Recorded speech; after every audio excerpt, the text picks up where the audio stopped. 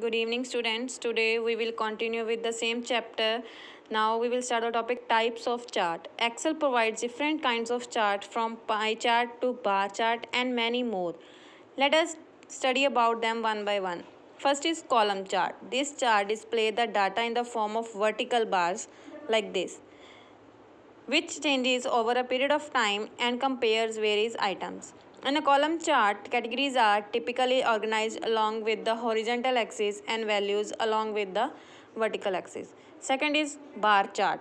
Bar chart can be represented in a tabular format like this format, as well as in the pattern of columns. This chart shows data changes over a period of time and comparisons with some specific or individual items. Third is line chart. Line chart can display continuous data over the time set against a common scale and are therefore ideal for showing trends in data at equal intervals in a line chart like these lines. This is a line chart.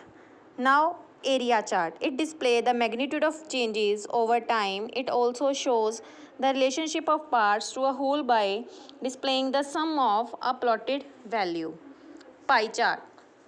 This chart has a shape of round pie like this round circle. Pie cut into pieces of slices. It displays the contribution of each value to a total value represented by overall pie. One data series is shown in the form of comparative size of things. The data points in chart are displayed as a percentage of the whole pie. Next is donut chart. It consists of more than one data series. In this chart, each ring represents one data series. It shows the relationship of a part to a whole. Scatter chart. The scatter chart and the line chart are almost similar, but the scatter chart is displayed with the scribble in lines, whereas the line chart use a connected line to display data. Radar chart. A radar chart plots data in concentric irregular circles. Each data series has its own value arising from the center point. Lines connect all values in the same series. Surface chart. It shows a three-dimensional view of data. A topographic map is an example type of this chart.